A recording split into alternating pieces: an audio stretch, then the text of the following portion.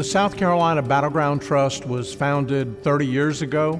We now protect 72 battlefields and military historic sites in our state. People can relate and are aware to some degree of key figures like William Moultrie, Francis Marion, Thomas Sumter. We've been trying to uncover the many, many unknown stories of the American Revolution in South Carolina. Stories about women that were involved, some as spies, some as actual combatants, some just defying British, some that were victims.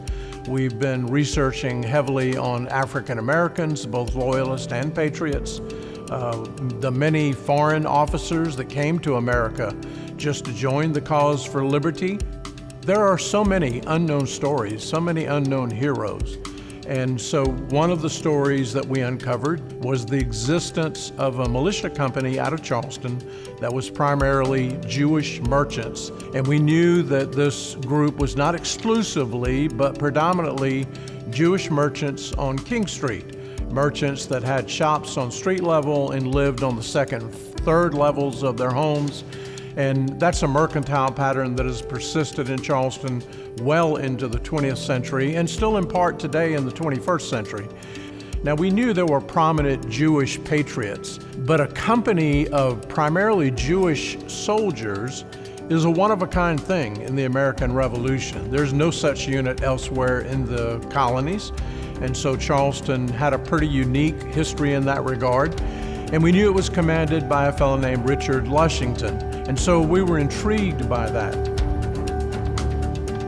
So Richard Lushington really began to jump out of the historical record at me, that he was really a significant person in the history of Charlestown and 18th century Charleston.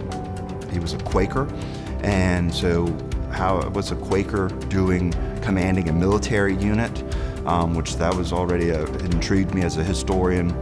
So he really is a wonderful window to see what 18th century Charleston was like, and provides a new lens to see that through outside of those who dominate the historical narrative. So in my research on Richard Lushington, I came across a black and white photograph that was taken in 1936 for an exhibit on miniatures that was put on by the Gibbs Museum. We didn't know where it was, and so I began the long process of trying to track it down.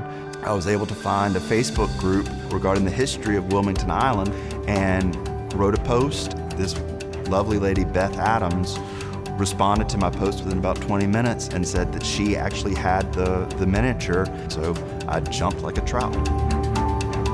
They asked me, where might this go so that this couple can be remembered? Since Richard was a member of the Library Society, we think that he was probably buried at the Quaker Cemetery, which is just about a half a block away from here, that Library Society is the proper home for this miniature portrait. The Library Society was founded in 1748, and we're the second oldest circulating library in the country. We can see in our manuscript an entry that describes Lushington's acceptance into the society. So being able to associate a portrait of this person with that entry in the record book takes history and makes it multidimensional and, something that somebody could understand at a different level. For the Liberty Trail Project, we're the beneficiary of federal grants, state grants, and many, many private donors. We certainly thank all our many supporters and donors, and obviously thank the Library Society for being the custodian of this really significant artifact.